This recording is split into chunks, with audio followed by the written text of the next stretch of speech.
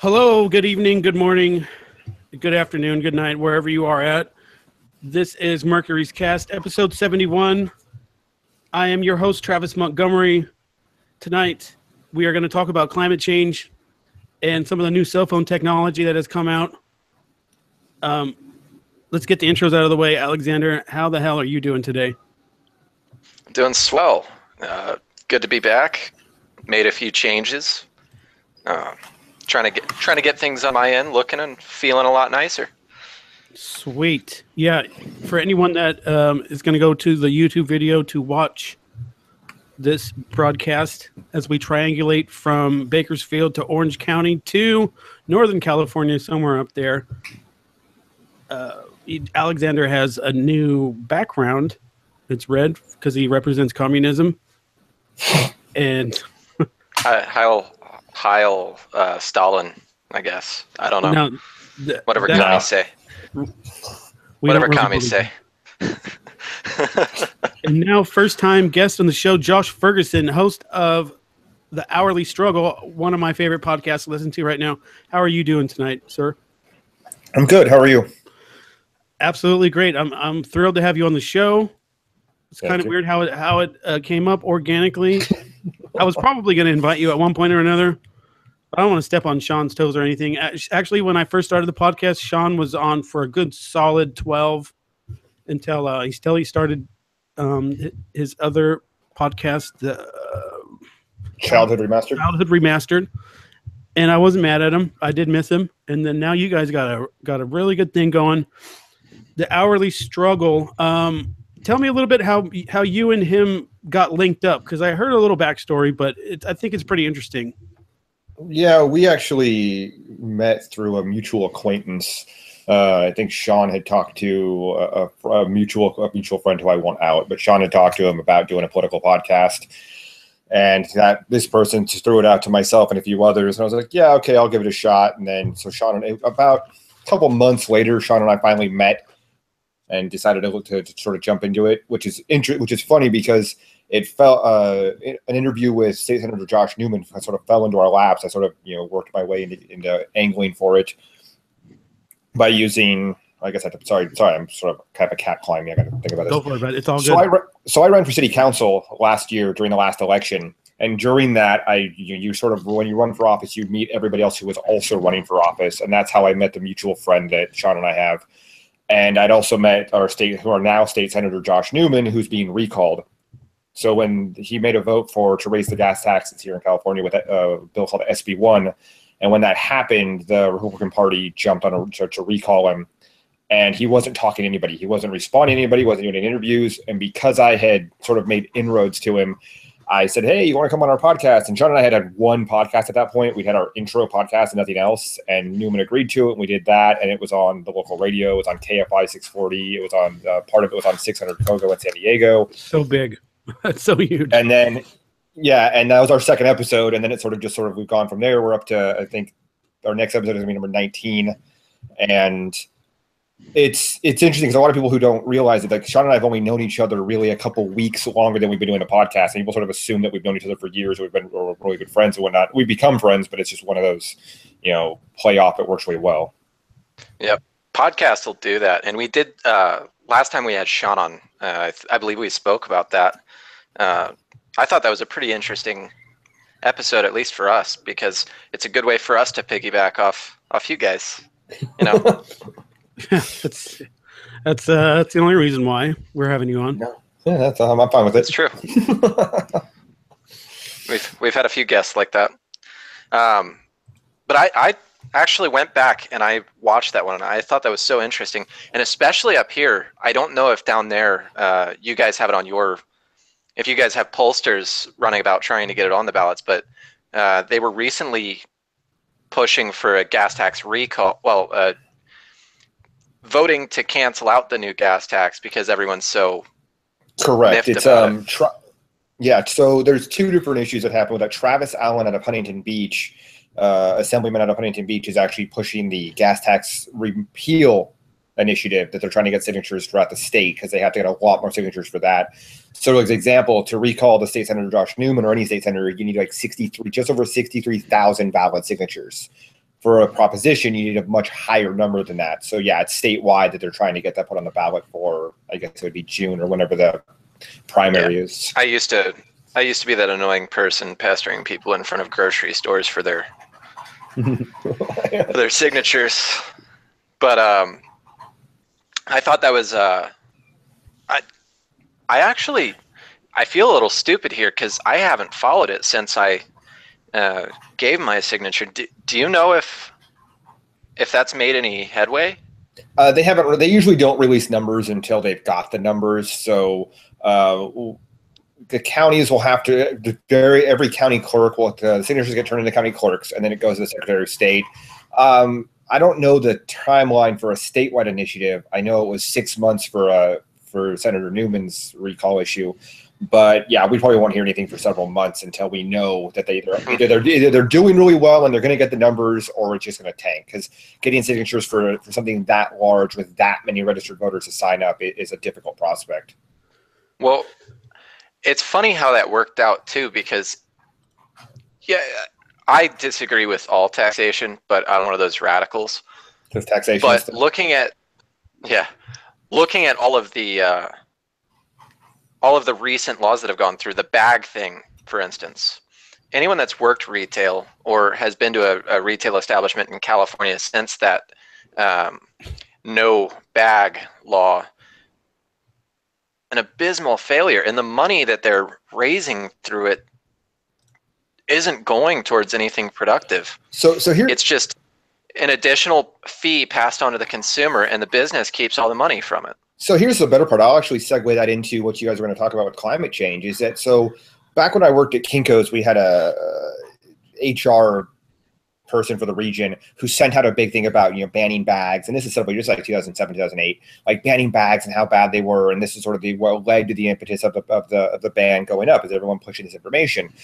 But when I looked it up, it's funny because Ralph's put out a recycle bin for plastic bags outside of their stores. Mm-hmm. And they found that 40% of the bags they put out came back in that capacity. People brought the bags back. They recycled them.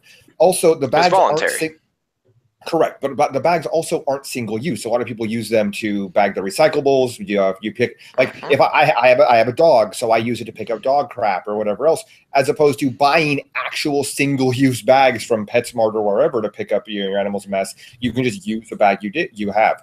The funniest thing about it, though, is that the bags at the grocery stores were actually made out of ethylene, which is a natural gas byproduct. They do one of two things with this ethylene. They either burn it off into the atmosphere, or they make things out of it. So you're talking about the old thin bags that we used to get. The old bags we used to love. Not the new. Basically disintegrate. Not the new super thick. The one that was filmed in American super thick, 200-time use, and I use that very, very, very. The new bags are made out of plastic, which is actually made out of petroleum. Mm-hmm. Huh. Or their plastic weave, which is still made out of an oil byproduct. This is just another one of those worse. Another one of those things where where on paper it looks like they're doing something good, but the backhanded reality truth of the matter is that it's really something that is not good. It's taking us back. It's actually harming. It's harming more because the bags that are now being made are so much thicker and so much less degradable. Like if an animal gets one of these bags caught, on its head, it's not going to be able to break through that bag. It's thick stuff, but it's still not that reusable. I've had like 3 or 4 of them just totally break. And it's actually worse than that because the argument against things not biodegrading is sort of a farce to begin with, because the way they actually design landfills is so things cannot biodegrade. If you think about biodegradable issues, you think about like compost in your backyard where you have dry and wet material and it has to be mixed up and turned. That's why if you go on Amazon and look at composters, they're big barrels or they're big balls that turn in order to turn everything over. But the landfills, we don't do that. We drop everything into them and we bury everything and nothing can biodegrade. That's why you'll have if they biodegrade, well, also if they biodegrade, it presents a safety hazard for those working because of the gaseous byproducts of the biodegradation, and also the instability of the hills. Where I'm from in Ohio, we've got Rumpke Hill, which is this mountain of garbage. And if it were to collapse, It would cause extreme damage to surrounding infrastructure. Yeah, one of the biggest landfills in the U.S. is here in Whittier, just outside of just probably north of Brea over here north of I've worked there. I've worked there. And so, yeah, they're designed to not be to not biodegrade. They're designed not to compost properly. So you'll have people they actually to check how everything is. They actually they dive into it with these pressurized suits and they dig these holes to see how everything is. And yeah, they're like, oh, we pulled up this hot dog from 50 years ago. Dude, I can't leave a hot dog outside for 3 days without it starting to biodegrade. But if it's surviving in a landfill, it's because we're designing them not to compost. So the argument that the bags didn't biodegrade was a farce. Of course they don't in a landfill because nothing does in a landfill. So yeah, whereas when exposed to sunlight, most petroleum products, when exposed to UV radiation and direct sunlight, will biodegrade very quickly. But it's sort of the issue. I'm sure you guys have left a plastic bag or a plastic bottle outside, and when you went back to get it, it became brittle. Oh yeah. That's with all the biomass in the ocean that's been building up in those big garbage piles in the middle of the ocean where the currents are creating these islands of garbage. They're noticing that all this plastic is being ground up into essentially sand because it is biodegrading. I don't think these new bags are going to change any of that. And from what I personally see, people buy bags just as frequently as they used to take the free ones. The only difference is people just bitch about it. I have to pay for this, and the money goes to the company that's providing the bags. And now I got 100. So it's not going to some great environment. I never remember to grab them before I go to the store, and now I feel bad to throw them away because they're supposed to be reusable, and I've got 100 of them. Yeah, I'm in my pantry. I'm the guy who puts all his groceries in his cargo pants. Mm-hmm. So it all goes in the back. I'm like, nope, back into the shopping cart. I'll just load it out of the car. Yeah, I'm the guy that carries everything loosely in his arms and tries not to drop things, but still manages to drop things. I can't do it. I gotta get the bags. I gotta get on with my day. But anyway, so some of us aren't evil environment destroying monsters such as you. So welcome, Josh, to the show. But thank you. We are we're going to get to the climate change and the hurricane. A lot of the false information being spread about that in a little bit. But for now, for our tech topic that we like to get to, iPhone X was just released. iPhone 9. The iPhone Galaxy S8, you mean? Yeah, you'll get your chance there, sir. All right. iPhone X, fucking a nice cheap price of $999 for anyone that's going to want to get it when it comes out in October. It's going to be using facial recognition software that's misleading. That's misleading. It's going to ship sometime in 2018. Oh, is it? Well, it's all right. So pre-order in October? Yeah. Okay, yes. Thank you for that. I appreciate it. I did my research, as you can tell. So the new iPhone was just announced. Pre-sale goes in October. Facial recognition. Now they're going to have a database of everyone's face, which kind of creeps me out a little bit. I don't think care. Anyone should have that. My phone already does it. I glance at my phone and it unlocks for me. I didn't look at the tech specs, but I don't know if that's going to be the case because with the Touch ID, it wasn't stored on Apple servers; it was just on your phone. So there's a good chance. Okay. They got rid of that though. They got rid of Touch ID on this one. No. But I'm saying, but I'm saying with the facial recognition will likely be the same thing, where it'll be stored locally on your phone, but not on their server. Yeah, that's what Android phones have been doing since 2011, 2012. When it was Android. I think 4.0 they released it. So yeah, we thought it's been a minute. We thought our text messages and our emails were safe until WikiLeaks came out and said that they're being stored in Utah somewhere. Yeah, Apple. But Apple, I guess, has been pretty good because with that one FBI case that came about when they were trying to unlock that phone and they couldn't, and then Apple was like, "Fuck you, we're not gonna let you unlock the phone anyways." So I guess they're pretty good about that kind of stuff in that aspect. But then again, they could be storing a database of everyone's face, and I don't know. Yeah, that's a little. Maybe it's a conspiracy. We've already given them our faces with Facebook. It's true. The NSA's got us all tagged, anyways. Yeah, you can't really outrun that. There's like nothing you can do. If you go to a Walmart or you go to a grocery store, you go to an ATM, your face is there. They could find you. Have you seen that everywhere now with the self-checkout? With the what? Self-checkout at all the grocery stores now. Now they have monitors in front of it. Like they're videotaping you as you're checking out now.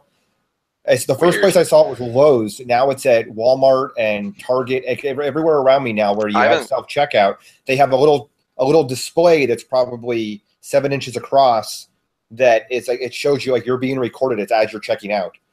Yeah, so you can't steal anything. I still live in the ghetto, so not that I'm encouraging any of our listeners. Don't you? No, I don't. No, I live. I'm equidistant between Sacramento and San Francisco, so I'm in the ghetto. Huh. Well, anyway, for any of you listeners at home, I'm not encouraging you to do this, but in my years in grocery retail, one of the most common ways I've seen self-checkouts being manipulated that way was people would ring up their liquor as bananas and just weigh their liquor as bananas and put it in their bag. And it doesn't trip the weight sensor because it's produce and it's weighed at the scale on the self-checkout. So they end up paying, 10 cents a pound for liquor. But you can't self-checkout liquor. Legally you can't. What I'm saying though is they're not ringing the liquor up though. They're ringing it up as bananas. Yeah, you'd have to have nobody watch. Like in the stores all around us, there's always somebody in the self-checkout area, and they pop people for that all the time. Like, hey, you can't use the liquor in self-checkout. Go to aisle 4. Oh yeah. So you can't even. Same thing in mine. Like you have to push a button, and they come in and open the screen, and then they take the bottle, and this will be in register 1. So you can't even grab the bottle where I live. Ours are all ghetto, and they don't pay attention to it. I can ring up liquor at my local store. It'll ring it up, and then it'll have them come over and approve it. If it was ghetto, then people would be stealing liquor, and you would have this policy in place. They do. So. They do steal liquor though. So they just don't. I done did seen it. I seen it with my own 2 eyes. Anyways, the iPhone X. What's an OLED? What does OLED mean? Why is that better than regular LED? I don't know, but they're gonna have an OLED screen. OLED or AMOLED? OLED. I didn't do well. So for everyone that's curious of what it's gonna look like, go to your local phone store, check out the Samsung Galaxy S8, and check out that screen, because Samsung's making the iPhone screens for the current or for the X. So if you want to know what it's going to look like, you're gonna get your turn here, buddy. All right, we understand. Organic light emitting diode. Okay, it's organic now. Yeah, that's what it says. What does that mean?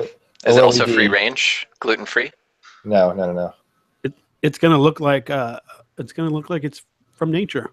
Organic compound that emits light in response to electric output. So yeah, it's actually it's a film of organic compounds. So is this gonna? But is it vegan? No. It's made in China. It can't be vegan. Increase or decrease the lithium farms that are going on in Africa? It does absolutely jack shit for it. All right, that's another topic for another day. And also, as long as we're using lithium-ion batteries or lithium polymer batteries, we're going to be influenced or creating more and more demand for those lithium farms over in Africa. It was like until graphene. That brings us back, Travis. That brings us back to one of our first episodes with me on, which brings up graphene superconductors. Huh. Supercapacitors as well. So until we have supercapacitance in our batteries, lithium farms are going to keep growing. But what was that you were saying, bud? Oh, the iPhone's 8. They actually announced the 8 and the Plus. I was looking it up. The Plus, it's $1,000 or $1,149. Your option is 64 gigabytes or 256 gigabytes worth of data. Does it have expandable memory? No, of course not. $1,000 for my phone. That's not going to happen. I don't like phone calls that much. That's crazy. It's crazy. I got mine came with 64 gigs. It was 850 retail. I paid $750 after $100 rebate, and then it's expandable up to 250 gigs additional. So I feel like I don't understand. The amount that I use my phone, I feel like mostly if I pay for a new iPhone, I'm just basically that's my user fee to use Facebook. Like it's so expensive now. I mean, I use fancy apps and I do a lot of stuff on my phone. I'm doing this podcast from my phone, but I haven't used even a third of the memory on my phone. I'm all out. I don't know what I don't know what people are needing. It's people that do a lot of pictures. 200 gigs for. Yeah, but I mean, my phone shoots 4K video. I don't think it's. Oh, so let's talk about your phone now, Mr. Rebel. It's the cheaper iPhone, basically. It's a cheaper iPhone with TouchSense. So I can still get in battery with my fingerprint ID. You can keep that bitch plugged in. Yeah, oh no, my phone dies after 20 hours of use. Oh no. When I had Android, that shit would die towards the end of its run. Dude, I have to try and get this. I have to try and get this thing charges in an hour, and I have to try and get it to die. That has not been my experience. I've had my one iPhone for a long time. On my phone, I can go through lower Androids like fucking underwear. I can lower the video quality of my screen. I can drop my. I can drop my the pixel ratio on my screen. I can drop the definition of the phone, so I can bring it down to just regular HD on the screen, and that saves my battery life by like 2 hours. Just by oh no, now my phone screen's only high definition, not ultra high definition. I would do that too, man. But I would start work, and by the end of the day, my phone would be dead. With the iPhone, it's not the case. Have you had a flagship Samsung though? I used to get them when they first came out. Have you had a flagship phone? What the hell does Have you had a flagship phone? It means it's their fancy phone. It's their top of the line phone. I've had them. Because all of iPhone's phones are their battery top of the line. ends up dying. It's like it has a life to it.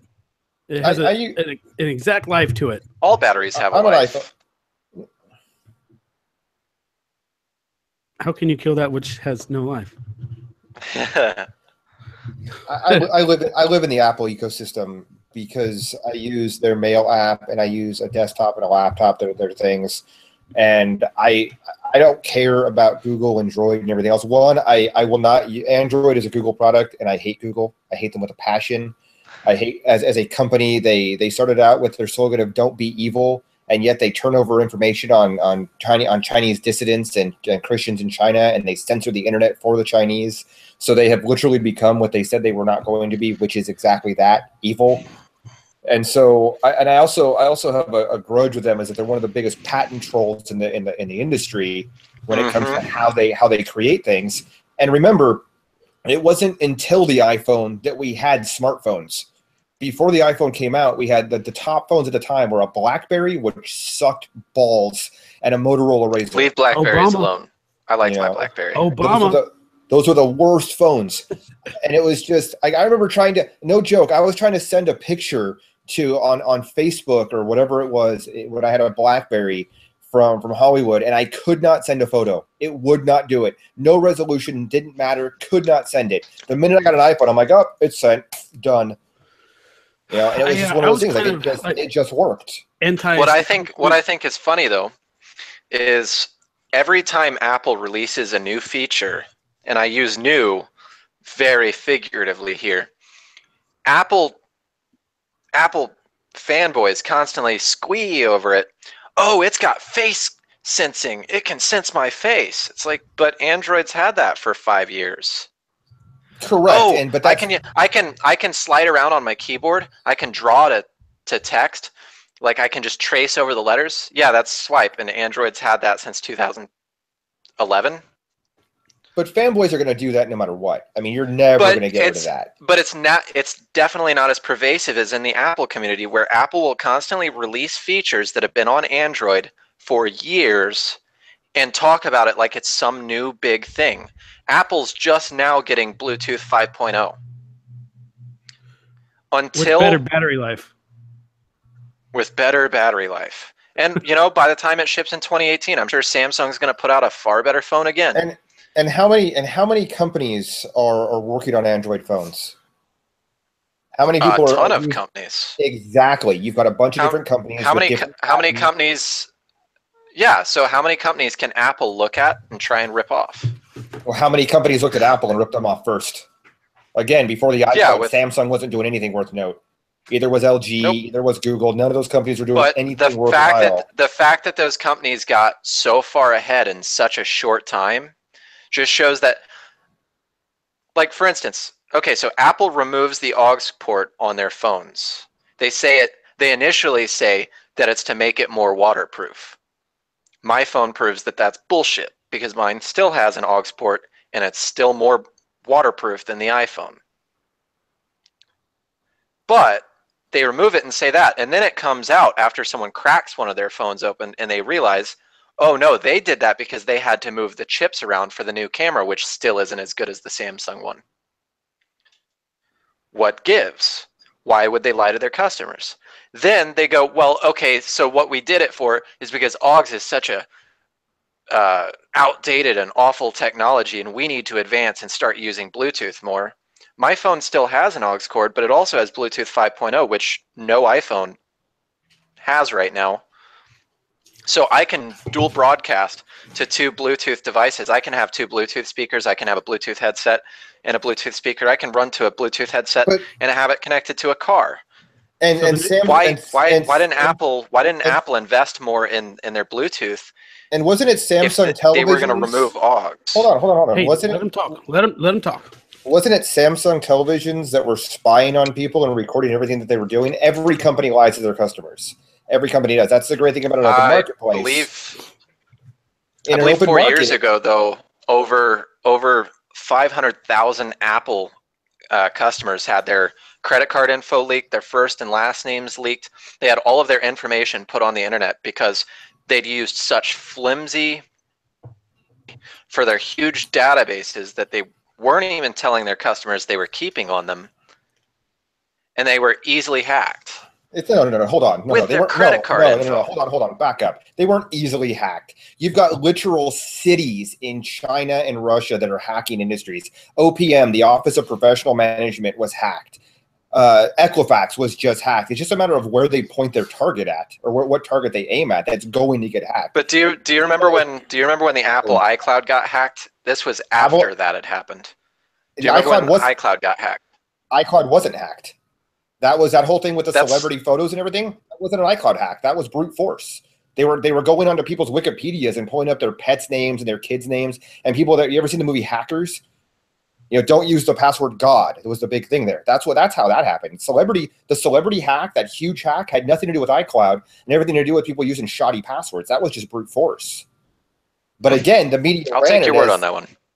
The media ran it as iCloud got hacked, but iCloud didn't get hacked. That's how most things, that's like even the WikiLeaks stuff with Donald Rumsfeld and everybody else, that was all just brute force. That was, let's pull his kids' names, birthdays, anniversaries, and hack it that way. That's how most hacking takes place.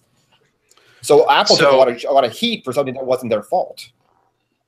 But my point was, in an open market, we have the opportunity to buy the iPhone or not buy the iPhone, buy the Samsung or not buy the Samsung. That's capitalism. Well, I mean, the funny thing is now, though, whether you buy the iPhone or not, you are buying the Samsung. Some outdated technology that got beefed up. And you're buying someone else's patent and everything else. If you buy a Leica, you're buying Kodak. If you're buying a Nikon, you're buying a Sony. I mean, everybody uses different things. You can't. Every company, there's cross-pollination because of trademark law and patent. Well, I know. For the longest time, if you bought, say, an Apple computer or a Macintosh, you were technically buying a Motorola. A processor. Well, now, if you buy the fancy new iPhone, you're buying a Samsung, design, because they've got Samsung manufacturing the screens to their phones now. They're not even manufacturing it in-house while borrowing the patent. They are having Samsung. You've actually got that. You've actually got that reversed. They're actually having Samsung manufacture something they're designing. Samsung isn't designing the screen for the iPhone. Apple's designing it, and Samsung has created it. They're using Samsung's patent for the Infinity screen, which is the screen I've got on my phone. Then it's a licensing agreement. You're aware of that, right? But I don't pay attention to the phones on that. I just don't care. To me, I think it's the dumbest thing that Apple could have done, because it's the one thing I fucking hate about my phone. Well, we'll see. We'll see when the pre-orders are done. We'll see how many. It's the biggest complaint. The biggest complaint about this phone and this technology is how easily it shatters. And there's no way to make this more durable. Well, we'll see when they after they're on the market, because that's going to be the big tell. If people hate them, we're going to have to wait for where they definitely fucked up is that they did these their manufacturing process is going to take so much longer, and they're having people pay for phones that they won't receive for another 3 months. Now, with the dedicated Apple fan base, I'm sure it'll sell fine, but I think a lot of people are going to switch to other companies because they're releasing their 2017 flagship in 2018. But that's the case on everything. Look at the pre-orders for Tesla. Look at the Mini Coopers when they came out. Look at anything. Whenever a new product comes out, supply demand outstrips the supply, and people don't get it right away. I mean, they just had that DJI, the drone company, now owns I think Hasselblad, which was one of the premier camera companies in the world, because Hasselblad couldn't deliver their camera because of demand, and they had to get another investor, and DJI came in and basically bought them because they had way more pre-orders than they could ever deliver. That's just the nature of technology nowadays. You have a global market share where people want them all over the world. Well, that's dangerous. I know we're bird walking here a little bit, but that's dangerous territory for any business, though, because if you remember, do you remember the Hypercolor shirts back in the 90s?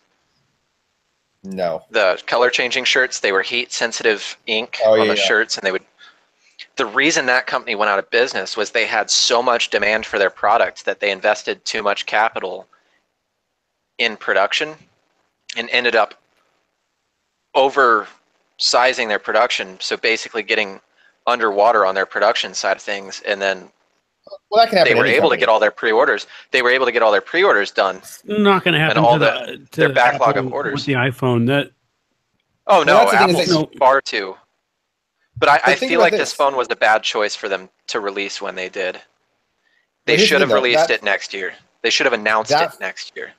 That phone is, well, they were going to announce it next year because it's a 10th anniversary. That's why it's the iPhone 10. But that phone, think about how many phones they're going to make. And if they are using a Samsung screen, think about how good that is for you as a Samsung user, because of how much money Samsung is getting because Apple licensing their screen. So instead of being upset that they're taking something from I'm Samsung, not upset at all. I just find it funny. That's a great thing for Samsung. Well, no, but that's always been. It benefits Android users more than it benefits Apple users, and it makes me feel bad for Apple users.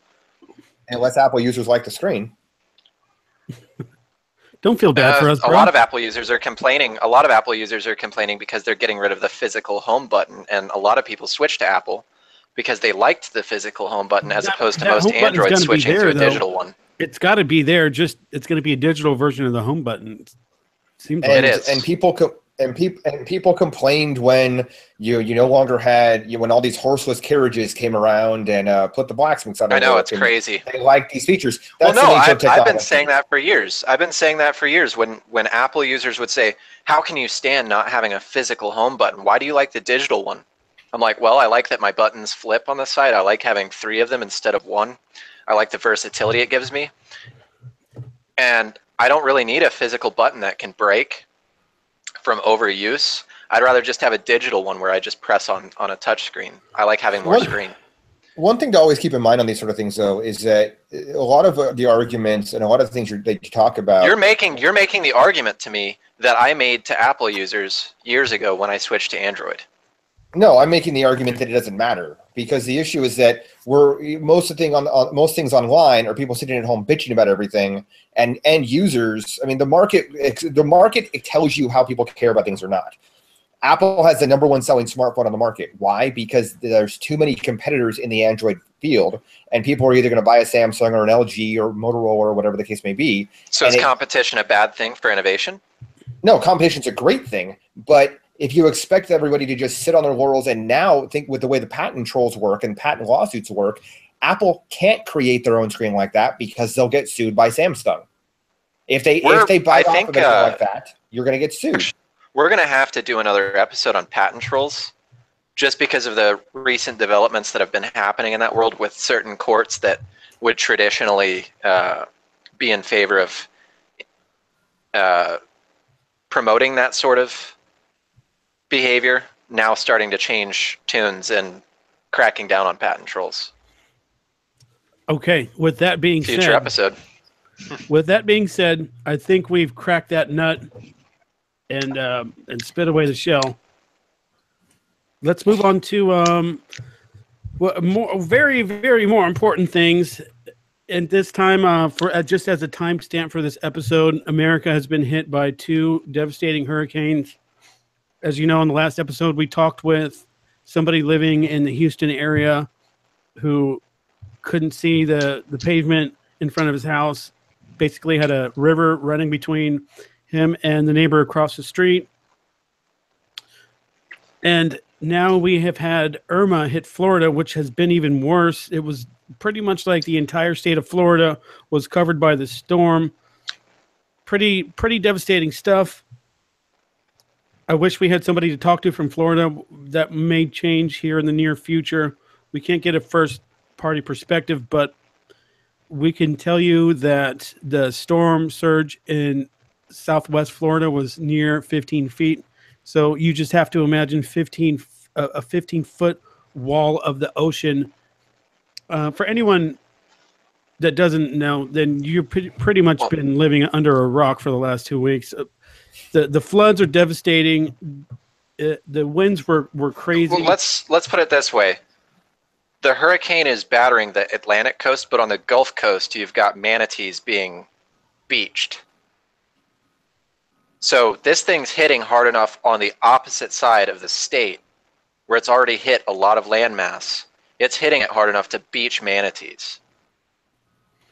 These manatees are big. They're like miniature whales. They're sea cows. Right. They're these cute little critters that swim around and eat. It's crazy. 5 to 6 million people without power. Winds were reported.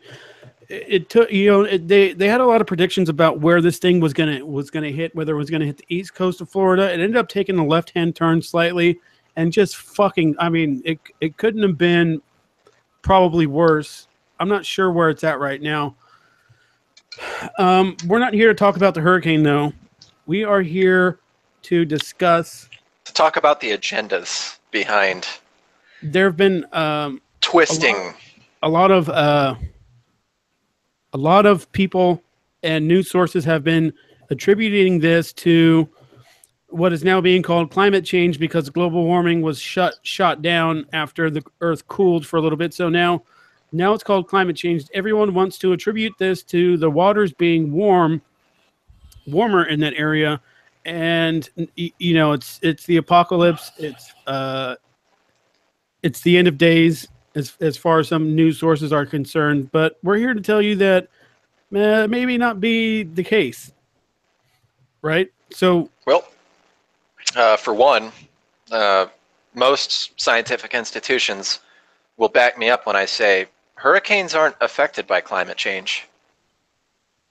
They're not. You're using anecdotes to try and prove your point, even though you're usually the one saying you can't use anecdotal evidence. The fundamental I want to pick into the each topic separately, but I just want to make a few factual statements before we get into any discussions on this, because I have a feeling having you on is going to make these discussions a blast. But I used to live in Florida. I've been through hurricanes in Florida. It sucks, but this isn't the first time hurricanes this size or this number of hurricanes have hit Florida or hit the U.S. in general. Just, it's happened before. So now go ahead. No, the two issues with that. One, whenever they talk about hurricanes or any weather event, they always talk about within the recorded record or within the last 50 years, or the case may be. It's like I think Irma was number 3 in the recorded hurricanes. We have no idea, obviously, what happened before it was recorded. But the problem starts when you start using the terminology of people who are pushing essentially a religion. So the very premise behind climate change is a stupid one, owing to the fact that the climate changes. All right, 20,000 years ago, Orange County was underwater. Okay, where I live was ocean. The entire Earth has always changed long before the Industrial Revolution came along, long before any qualifier can happen. And the problem you run into is that you're arguing against people who are religious fanatics. They claim not to be. A lot of them will claim to be atheist or agnostic, or whatever the case may be. But at the end of the day, they're talking religious dogma. It's a mental disorder. Everybody agrees with us. Yeah, they still subscribe to the... It's here in California. They still subscribe to the same cultish mentality as most religions. The carbon tax in California is nothing more than an indulgence in the medieval church of, hey, if you've sinned, pay us a certain amount of money and we'll make your sins go away. And you have that issue. Yep. But the problem with the entire climate change argument is the data doesn't support what they're saying. And if it did, they would release the data. When NASA and the National Ocean, when the NOAA, when NASA and NOAA, the National Oceanic Atmospheric Administration, said they would not release their data, it proves that they do not have the data to back up what they're saying. When Michael Mann he ended up suing, I think, Mark Levin, because Mark Levin talked about the hockey stick data and their whole hide the decline thing. Yeah, it was that issue where they're literally fabricating data, and then if you ask basic questions about the science, it immediately falls apart. And I can pose simple questions. They're also using stacked science. Well, no, that's absolutely that's the point, though, is that by buying into their argument, like you can say hurricanes aren't affected by climate change, but the argument there fails immediately because you first have to concede that climate change is a thing. I think climate change. I do think that climate change is a thing, and I do think that it is affected very minuscule, but I do believe it is slightly affected by human carbon output. But where I wholeheartedly disagree is the same reason I got labeled a crazy alarmist conspiracist is back when they were still calling it global warming. I refused to concede that the Earth was warming. I said to them that it is not warming, it is changing. And they're like, no, you're just a crazy right-wing nut. And I'm like, well, first off, for me to be a crazy right-wing nut, I would have to be right-wing in the first place. Secondly, there hasn't been sufficient evidence to prove to me that the Earth is on a warming trend. However, there has been sufficient enough evidence to prove to me that the Earth is changing and that human impact is a thing. However, individual action would do absolutely nothing to correct it. But that's still nations like China as a whole have an environmental impact and have an impact on the atmosphere, and the atmosphere has an impact on climate. Two things for me. There's no way to quantify or to put a number on how man has an impact on the climate either way. There's nobody that can say, yes, it's 10%. Hold on. No, it's 10%. It's 15%. It's 2.5. There's no way to put a hand on it. So to make a big issue and to create all these laws and regulations for something that we have no idea really how much it affects. And two, we've only been keeping track of weather for 200, maybe 300 years. And how long has the Earth been here? It's been here for... It's a blip. A speck. So how the hell do we even know? The Earth has survived, asteroids, volcanoes, ice age. Well, periods the science of, say, like the output of like the Industrial Revolution, it's pretty obvious that it has an impact on climate. Acid rain. How is it pretty obvious though? I don't. That's acid rain. Explain. Acid rain's a thing of the past. I've never seen acid rain personally. Not in China. My point is that, or rather, I believe climate change is a thing. I just think it's mostly natural and the little human impact there is wouldn't be affected on whether I change the light bulbs in my house to CFLs or not, even though I use LEDs. My point is that to have any real human impact on making or changing climate change, as they want to say, you'd have to like glass China as a whole to have even the slightest impact on climate. They've actually just passed reform that they're gonna stop making carbon emitting cars by 2020 or something like that. That's probably wrong, but yeah, well, they just passed something, so they're working on it. Once again, individual action makes absolutely no difference. I don't know. I feel like, again, by conceding the idea that saying that, like, okay, I believe in climate change. First of all, believe isn't science, and second, the problem is that you end up with an issue where that's like saying, well, I believe in light change because it goes from noon to midnight. Well, obviously the climate changes. That's an unquantifiable issue. It's like it's changed 1,000 times in 4 billion years. So it's a nonsensical argument to be making. Obviously, it makes me a lot more approachable when I say, yeah, climate change is a thing, just not the way you know it. I don't care about approachability. I care about facts, and that's my problem with the whole climate change argument. The fact is the climate is changing. Yeah, it's always changing. It never stays the same. But you have to be able to exactly. Again, you're talking about the only constant in this entire universe is that everything will change. Yeah, but again, you can't argue policy on that premise. That's like saying from noon to 3, it gets but I don't believe in policy in the first place. Alex, let him talk. But the issue is that the minute you concede that, you've already lost. The minute you concede, yes, the climate is changing, now you've already conceded the argument, and now all of the policy things, like here in California with cap and trade and the bags and everything else, you've already conceded the climate is changing, and that's like, well, yeah, and water is wet. Obviously, the climate has changed, and it always will change, and nothing else will change that. But that's not a scientific argument. I'm getting older. To be made based on policy. Yeah, it's such a nonsensical issue. Me too. So let's go back to where they might have an argument. Okay, if the globe is warming, if the waters are being warmed, then that creates more moisture and more of a devastating hurricane, right? No, NOAA has actually came out and said no, that's not true. Well, NOAA also hides their data on climate science, so they're liars anyways. Yeah, but if the NOAA is defending the stance that climate change pushers are holding, it's at least something that the people who believe in it will have to acknowledge, because it's the same data that they do release, or the same things they are saying. You're assuming that they're using. Okay, so if let's say someone believes that all Democrats love minorities because Bill Clinton loves minorities, but if I then go back and bring up the laws that Bill Clinton passed while he was in office that negatively impacted minorities, loves having sex with them, it would debase their point, because I would say, well, actually, the same people you're using as an example of how loving and caring your party is are the same people that imprisoned more of those people you claim to support.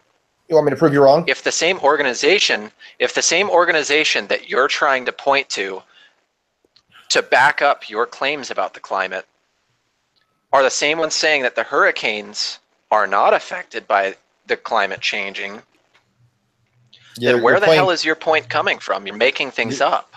Yeah, you're missing an issue here, though. You're misunderstanding that people are playing logic and not Calvin ball.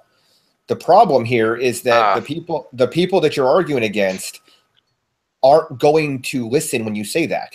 The same people. Okay, so I can show you a chart that shows you the 11 most economically distressed cities. It's 11 because 2 tied, but it's technically the 10 most economically destroyed cities in America. And I can show you that the Democratic Party has controlled them for a minimum of 30, if not 60 years, lock, stock, and barrel, all the way from local city council to the governorship. And yet, the pervasive mentality is Democrats care about the poor and the children, and Republicans don't.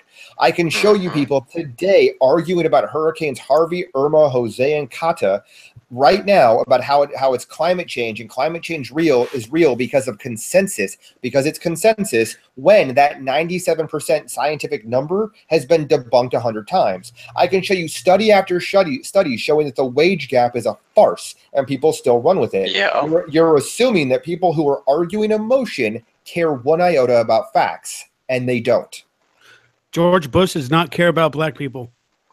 It's that problem is that you have to understand that a lot of people that you're arguing against, a lot of people that are making these issues are making it from an emotional standpoint, and they don't care what the facts say. I don't think that all of them are lost, though. I've seen, even personally, where I've had people who were pushing for Obama through and through, and I go, well, you were aware that he started more overseas conflicts than Bush, his predecessor, did, right? And they go, huh? No, he didn't. And I go, well, actually, here's a country, here's a country, here's a country. He only did drone strikes on little innocent babies in this country, though. So if you want to count that as a conflict or not, you don't have to. But here's another country, here's another. Correct. But the thing is, like, I didn't say everybody. Yeah, exactly. Facts don't care about your feelings. But the thing is, I didn't say everybody. The difference is I'm trying not to deal in absolutes. I'm trying to be. I used to be a lot more like you, but I found that the more I deal in absolutes, the less change I can make. So. But what absolutes am I dealing in? Well, that if you acknowledge that the climate is changing, you're making a concession, and therefore enabling. But I don't think that's always the case, because I've convinced people of certain viewpoints just based on using their own data. But again, my point was the wage gap, for instance. The wage gap, the easiest way to debunk the wage gap is to call forth the sources that they're using and go, well, actually, your own source has in asterisks that this is comparing all full-time workers to all full-time workers, and that's not fair, because it's not comparing actual hours worked. And when you do that, you narrow that gap down an extra 20%. Now you're dealing with maybe a 7% change, and that doesn't equate in differences in time held in the or in tenure in the career. We're going back, we're getting off the topic here. Yeah, but how's he dealing in absolutes with as far as the climate is changing? Yeah, we all agree with that. I would rather try and take a more approachable, stance with these people and try and convince them using their own logic and their own feelings that they're wrong. And it is possible, because I've done it. Using their logic, which is based on feelings as opposed to actual logic, if you were going to give to convince them that they're not. If you're going to give me an estimate on how much man has an effect on the climate changing, what percentage would you say?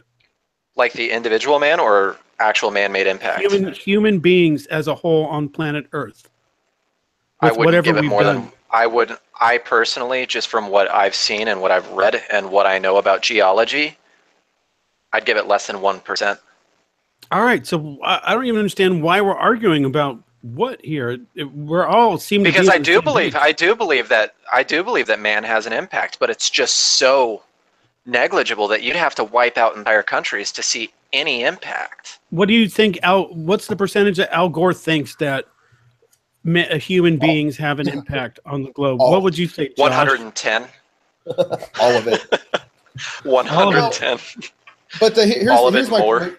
But you sort of missed my point. My point was that by conceding the argument, you've already lost. And the reason I say that isn't that people can't be convinced, because we've all had, well, not all of us, but a lot of us have had conversations over the years where we've talked to people and we've used people who actually care about facts and care about logic and care about data, and we can change their minds. But there's a lot of people that are purely emotional that you'll never change. I'm a consummate flip-flopper. Yeah, but the issue I'm a consummate flip-flopper. Is that when you say, I believe in climate change and I believe that man has an impact, immediately it's, aha, I've got you. So you believe that man has an impact. So wouldn't you rather do something than not do nothing? So let me do X, Y, Z. I also preface it. Let him finish. I preface it every time with, I don't think individual action makes any difference. But we're not talking about individual scientifically. Action. We're talking about a nation of 300 and some odd million people, or a state of 40 million people in California. The U.S. changing anything wouldn't make a fucking difference. China and India are the big players, I think. China is the biggest player in the pollution of the world, and they're not going to do shit unless they want to do shit about it. Correct, but you can't force a nation to do shit. but you're in a state that constantly passes taxes and constantly passing legislation to tax you in order to change something. I constantly speak out against it, and I constantly speak with these hippies that vote for the shit, and I ask them the facts. Do you really think that what you're doing is making a difference? Well, here's this, and this. And by the way, that money that you insisted people pay for their paper bags is going to oil companies that are making more plastics and petroleum products. Because one of the largest oil companies in the entire country is based out of California, the Chevron Corporation. Chevron, but yeah, let's even avoid that. How much tax money have they given that has gone to war? When you mention that they're killing innocent brown children with their gas tax, you know, you turn them against themselves. The gas tax wouldn't go to anything like that. Any money that goes to government frees up other money to go kill other people.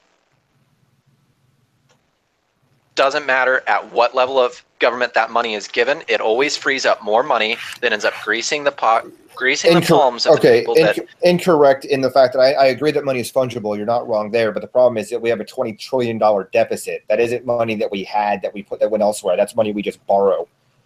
The 102 Tomahawk missiles that we launched into Libya to destabilize Gaddafi and allow ISIS to kick everyone's ass over there, that wasn't money that came from taxes. That was money we borrowed from the Fed. I thought that's the issue. There's a national defense budget that they pay for all that shit with. But our country's at an overall deficit. But no, we're not in debt. We're in a deficit. Our overall budget puts us in continuous debt. No. I thought that had to do with borrowing from other countries. For whatever. As long as our budget isn't balanced, as long as our budget is not balanced and we're not producing a surplus of money to pay off our debt, we are in a deficit. And as long as we're in a deficit, every Tomahawk missile, just as he said, is being funded exclusively by a private bank known as the Federal Reserve. Oh, God. To answer your point, Travis, the issue with the budget, yes, technically we have a military budget and all of that, but the unfortunate side is that agencies like the Pentagon can't be audited per the IRS because they've lost too much money. We don't know where the money went, so we can't audit them, so we don't know where the money goes. So and that's where it all becomes an issue. And it's also coming from like places like China where we have bonds that we still need to pay them back with. Is that correct? Correct. We're actually still paying for World War One. So this was an interesting topic that it was on the docket, but we never really discussed. But yeah, the federal and it just went over 20 trillion. They just added like what was it, $333 billion to it. And the scary part is that I don't think anybody freaking realize like this should be on the top of everyone's list of the problems that are wrong with this country right now. It's not racism. It's not fucking whatever they tell you on MSNBC. It's the fact that if this thing blows, that the dollar is going to become worthless, and we're going to enter a state of martial law. It's going to be fucking civil war in the streets, and the dollar's you're going to go to your ATM, and you're not going to be able to get money out. And if you do, it's going to be worthless. I mean, this is like the worst case scenario for America. Our money's already worthless. That could ever happen. This is the worst thing that could ever happen, and nobody seems to fucking. They're still caught up in Kim Kardashian and a black kid that got shot by the cops, but let's not worry about what the fucking are the value that our money has. I can bring that to a local level. I asked back when on the podcast that Sean and I run. I asked during that interview with Newman. I asked him, okay, so the state is now raising $52 billion a year or $52 billion over 10 years, $5.2 billion in new taxes per year in order to fix roads. Ostensibly, that was their argument. It won't go to that. It's going to go to Jerry Brown's fucking shoot of nowhere. It's going to go to high-speed rail. But the premise was to fix roads. And I asked him, I said, okay, well, based on the numbers that I have, based on how much money we spend in federal, so we spend 18 cents a gallon in federal tax. We get about 15 cents per gallon back from the feds. We spend 30 cents a gallon locally. We had a bond back in 2000 for like $20 billion. So based on my numbers, over the last 10 years, we've spent about $120 billion in taxes or bonds, ostensibly for the roads, which we haven't repaired. And I said, okay, so what was done when SB 1 was passed, when you voted for this, what was done to fix all of this money that was wasted to change the system to make sure it won't happen again. Who was fired? What agency was reorganized? What bureaucracy changed? What happened to show us that you care about good government, that something would change? And his answer was, well, I wasn't here then. It's not my problem. I need to look forward. He didn't. And the immediate response is, he didn't have one. He had no answer. The whole argument is like, but you're here now. Like, if you told me that, you know what, I have a housekeeper, Olga from Switzerland, and she's stealing from me every time she cleans my house, and she's been doing that for a year. And I just found out because every time I leave my wallet on the dresser, she takes $20 out of it. So I'm going to keep leaving my wallet on the dresser, and she's going to keep taking money out of it because it's not my responsibility to fix the problems. Fire her. And that's stop leaving your wallet out. But yeah, that would be a solution. One of the two. It's theoretical. California, it's a theoretical. Yeah, we don't fix anything. Nobody gets fired. Nobody gets held accountable. Nothing changes. And it only gets worse as things get bigger. You look at from the city, it's one problem. County, This is the first state I've lived where I actually cared about local politics, because the local politics here are so fucking bonkers. You see the people that make it in office, and you question just the mental meaning state of the people. You question the mental state of the people that they allow to vote. Try living in a city where one of your city council members, the mayor of last year, is actually a sitting lobbyist right now. We're not talking about a revolving. Try living. We're not talking about a revolving door. We're talking. Try living within 10 minutes. We're talking about living within 20 minutes of Sacramento. Yeah, we're talking about somebody. Yeah, I live that close to LA. We're talking about somebody who is a actual lobbyist, one of the biggest lobbying firms in Southern California, and she's on city council at the same time. Kurt Pringle and Associates. Kurt Pringle used to be mayor of Anaheim, and his lobbying firm is one of the biggest in Southern California. And our Fullerton's current city council member, Jennifer Fitzgerald, last year's mayor, works for his company. She was a mayor of the town and a lobbyist at the same time. And this just in, the pensions just got increased. Oh yeah, it never changes. Nice. It gets, but to go back to the whole issue previously is that the whole thing when you get into an issue, the reason why an issue like going back to like climate change or anything else matters is that that's how we distract people. We tell people say, I don't ever remember it being this hot in August before, and you think, August, how do you not remember that? Did you not go outside August last heat. year? The Earth has a fever. Heat.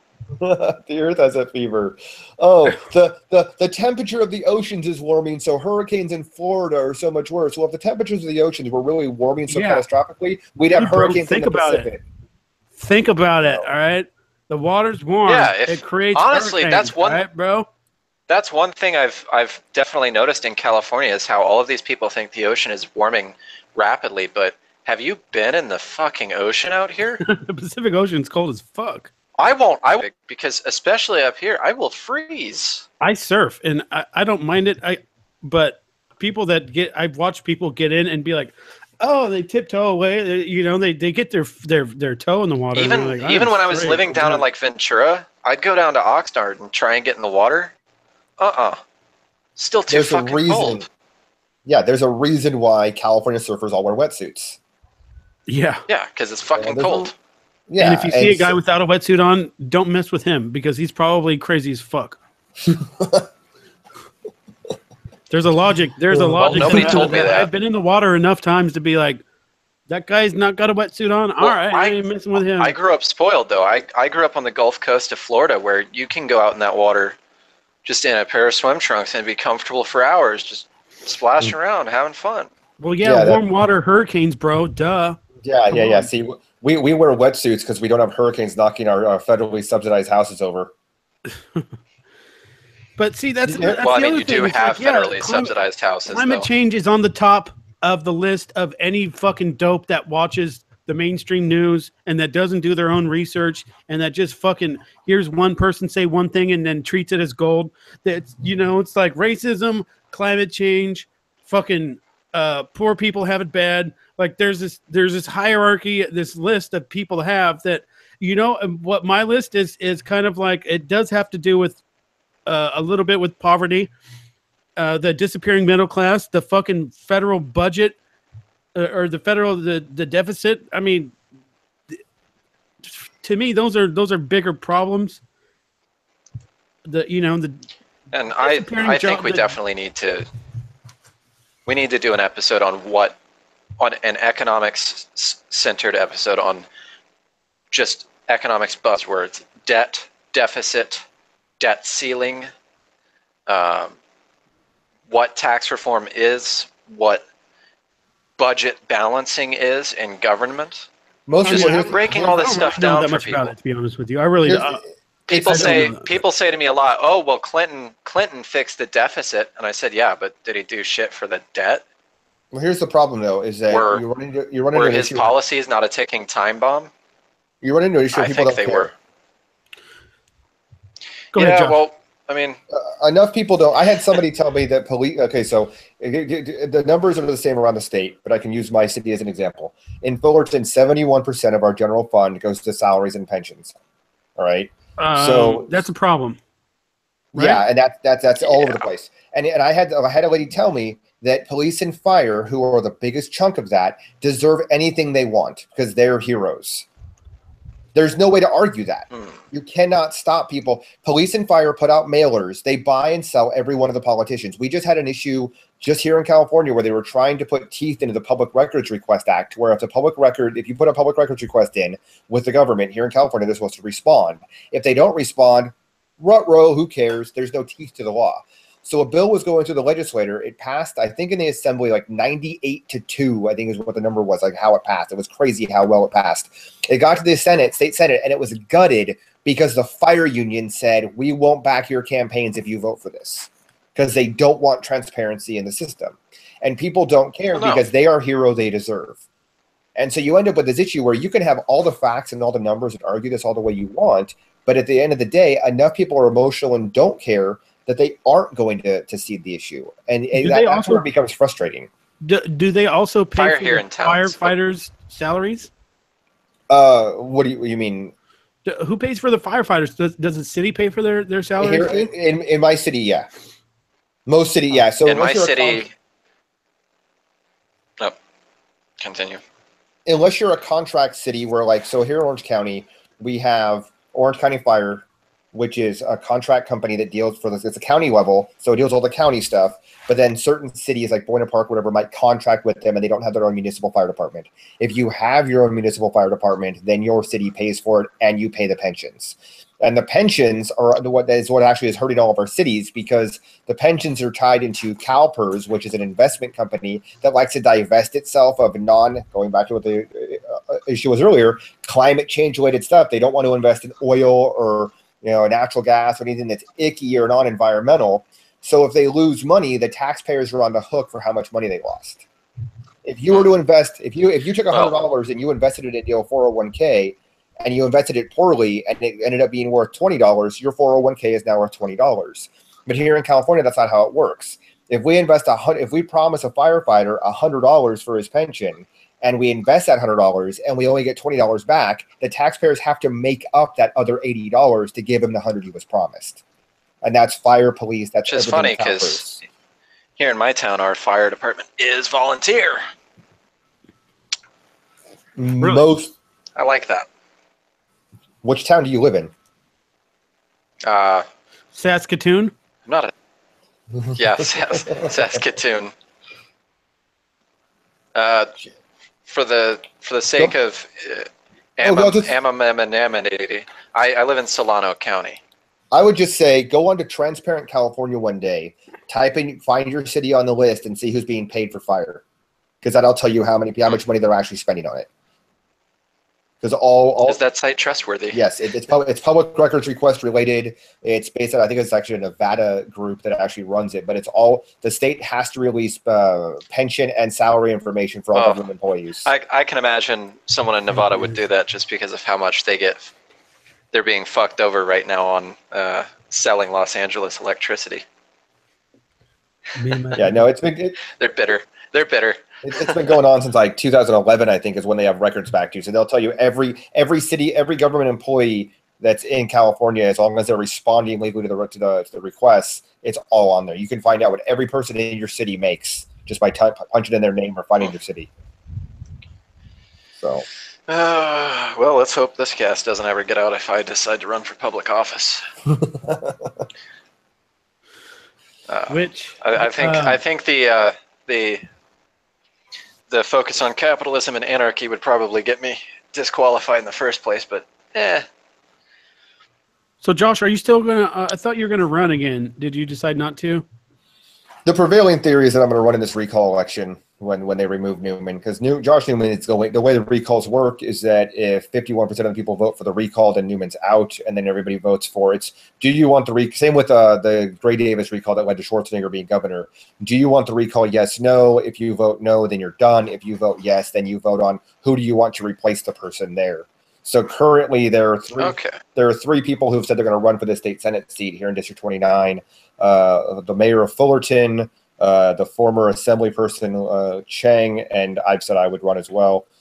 It's a tough call though, because you're talking about Josh Newman's raised $1.5 million already. He is the highest. He has raised more money than anybody else in the California state legislature because of this recall election. You know, how do you go up against $1.5 million? And is he a part of the non-existent Republican Party in California? No, Newman's a Democrat. Newman was the Democrat in the state Senate that gave them the supermajority, allowing them to pass taxes without a single Republican vote. Huh. But we can all agree that the Republican Party in California is kind of a joke. They're a joke and a half. They're a joke without a punchline. I mean, I think the Republican Party in general is a joke, but in California especially, they've got absolutely no backbone. Yeah, we don't need to go into all that. That's probably a whole nother episode. But I think it'll have to be. So, what was your biggest beef on climate change, though? Mine? Oh, for me or him? My big beef on climate change is that it's not. We can't tell how much man has to do with it, and so to create policy around something like that with such little evidence, and it's all. So I'll give you my favorite question that I like to pose to people who believe in climate change, just because it's fun for me. Okay. So gravity, Earth is a changing system. Okay. Yes. On top of that, the number one issue on our planet, as far as the climate is concerned, is the tides, and the tides are directly affected by the lunar cycle. And the moon, on a micro level, moves away from the Earth constantly. It's constantly moving further away. Correct. So you ask them, how are those put into the climate models? So are you saying that the changing of the gravity has an effect on climate change? So the Earth. Well, what he's saying is that the moon is moving away in small increments, which means that the gravitational pull of the moon is weakening on the Earth's tides. The gravity of the Earth changes. The moon is moving away. The Earth's tides would therefore be changed by how the gravitational system works and how the moon works, and they don't input any of that into their climate models. So they're putting in an incomplete. They have an incomplete data set based on assumptions. One could argue that the Earth is heating up and it's melting the poles and it's creating more water. But then again, why would that make for a drastic low tide? I could see how that would make for a more drastic high tide, but for someone that is a surfer and that studies hold on, Alex, Jesus Christ, hold on. For someone that studies the tides and is a surfer, I have noticed that the tides have been getting more drastically higher and lower. Alex, proceed. Well, with what you said, that would imply that the moon isn't moving away from the Earth, but instead the orbit of the moon is becoming more elliptical, which would create far more sporadic tides. But it's been exercising? I don't know what you mean by that. Yes. Rather than being spherical or circular, it becomes more elliptical, more like an oval. Oh, okay. So a bigger distance between the periapses and the apoapses of the orbit. So the high point of the orbit ends up being higher and the low point of the orbit being lower, or the difference between the high point and low point of the orbit is increasing, is what that would imply. It wouldn't imply anything about climate, though. It would just imply lunar cycles, yeah. which is interesting because we as humans have actually impacted lunar cycles by leaving weight on the moon from the Earth. Man-made, manufactured shit leaving Earth's overall mass and joining the moon's overall mass, although it's in the nth degree of impact. Kind of like what I think human influence climate change is. The big issue is the big point is that we have completely incomplete data sets. So to your point about how humans have a less than 1% impact on the climate, whether it's 1% or 50%, we have incomplete data sets, and we're creating entire economy destroying systems to deal with something we have no data on. With incomplete data sets, not only that, but our solutions aren't guaranteed to be effective and could end up making things worse in some lights with incomplete data sets, because we're not approaching the problem with a full picture of the situation at hand. So maybe, the road to hell is paved with good intentions. Josh, have you heard of the new? That's what I tell the hippies. They were talking about like 5 years ago with the mile tax. Oh yeah, it's in testing. They have I don't know where it's at, but they're actually doing a survey sort of thing with it. Where they want to. But I think in Washington, California's talking about it as well, because they're trying to tax you by the mile. Isn't that the motherload of bad ideas? I mean, what else can they do to us here? The business tax is fucking. It's uninhabitable. That's probably not even the right word. It's unsomething. The living tax, the gas tax, the freaking product tax, the property tax. I mean, what else? You're missing probably one of the biggest taxes you're probably not even thinking of as a tax. No, the minimum wage tax is what I call it, because the higher your minimum wage, it's essentially a tax in the form of monetary inflation and economic strain. But here's the best part about that. From an economic standpoint, it's like a tax. We're headed for Marxism. That mile per gallon tax is great, because in places like Washington, they're pitching it saying that they're going to get rid of the gas tax and have that instead, because people are buying less fuel thanks to electric and hybrid vehicles. But you have to remember, this is California. We double down on stupid here. So not only will we keep the gas tax, we'll probably add the mile per gallon, the miles driven gas tax on top of it.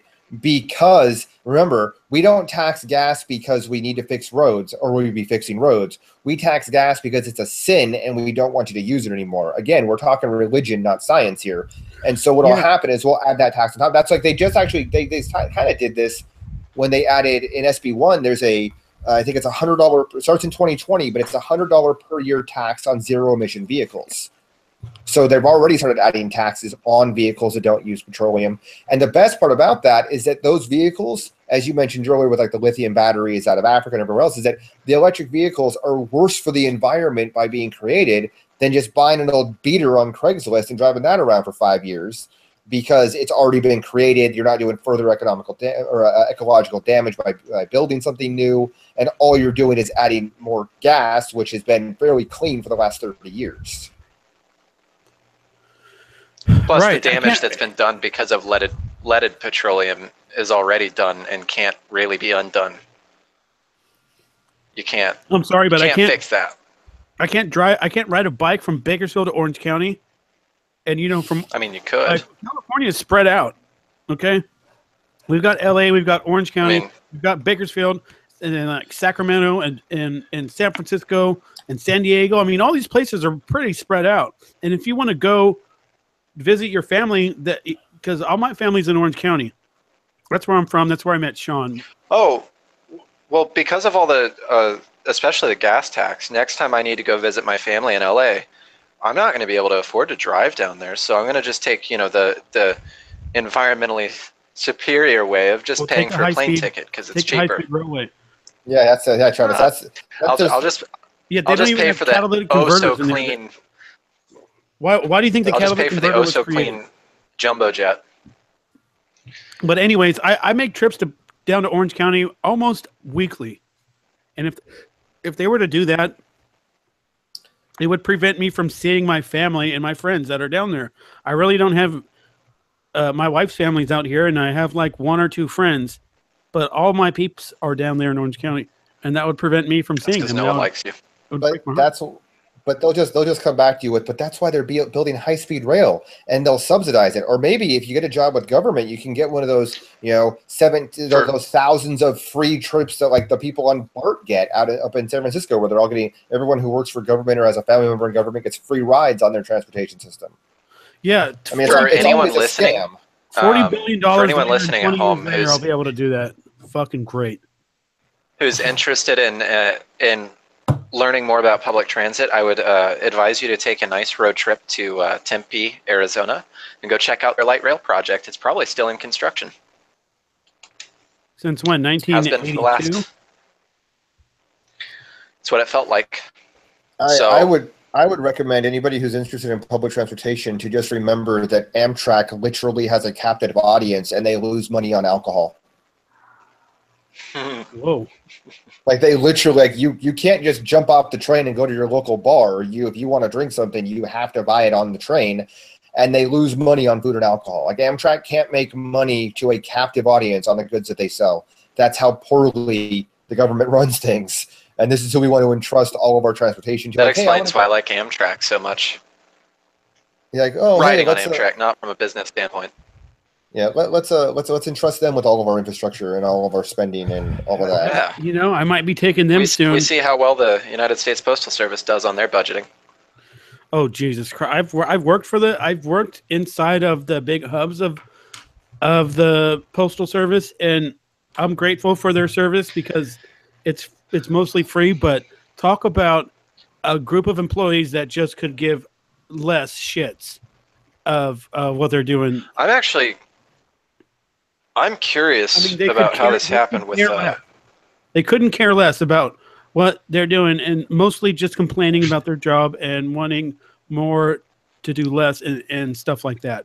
But I mean, good people, they're decent people, but just like, and I would come in as the graveyard shift was leaving, and they looked like straight up zombies. I mean, I would be coming in at. As a graveyard guy, I mean, we all do. No, Oh. No.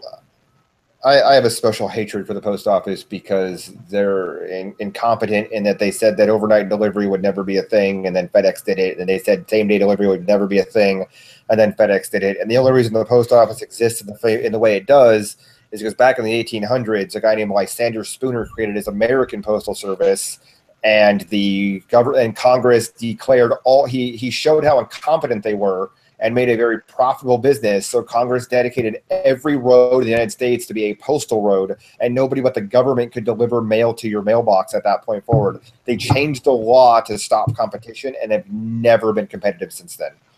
When I worked for FedEx Kinko's, I worked for Kinko's, it was FedEx office at the time.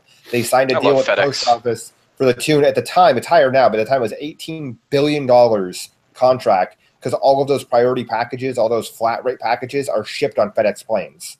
It's funny you and Sean both work for FedEx, but that's not how you met. Yeah, it's different. Yeah, I technically worked for Kinko's, but they were owned by FedEx. But yeah, $18 billion a year from the post office because FedEx has the largest air fleet in the world outside of the U.S. military.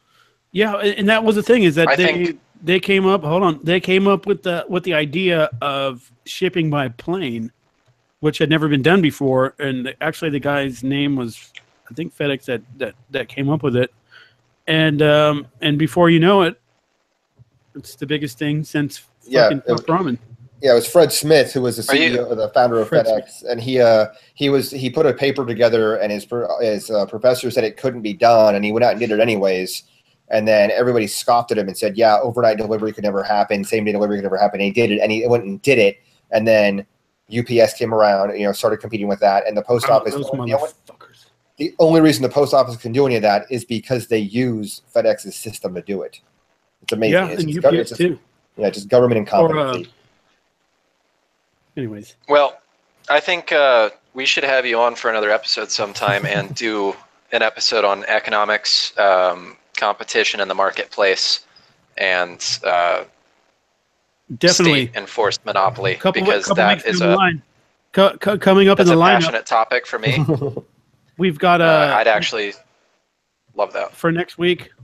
So in closing, let's talk about what's coming up on Monday, which will be released probably Tuesday.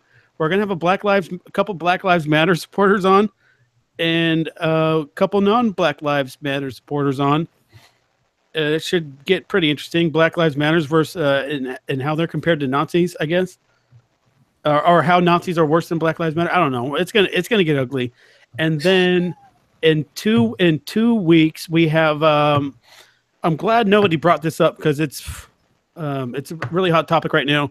Why Hillary lost the election and why Donald Trump won. We've been avoiding it since the election happened. We covered the whole entire thing.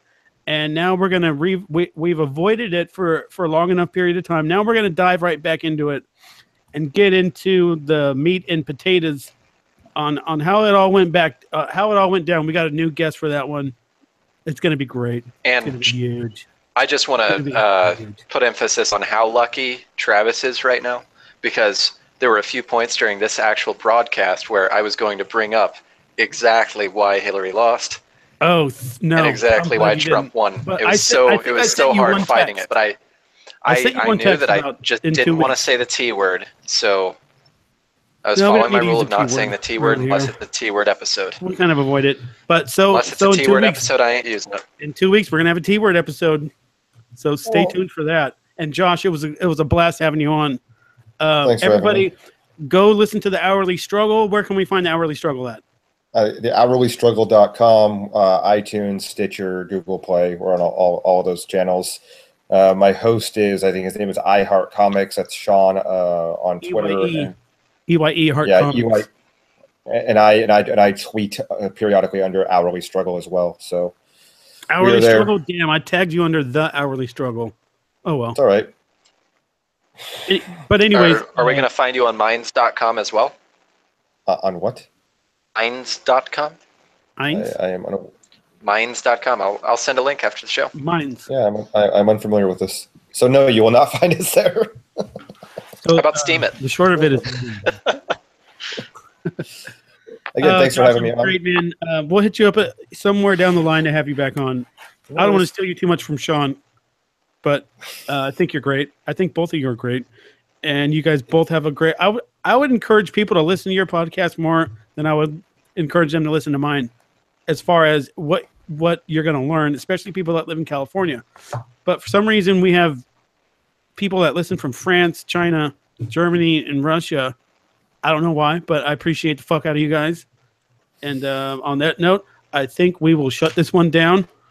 Everybody, if you're still here, go add us on Mercury's Cast. Leave a rate and review. I always mean to do this in the beginning of the fucking podcast.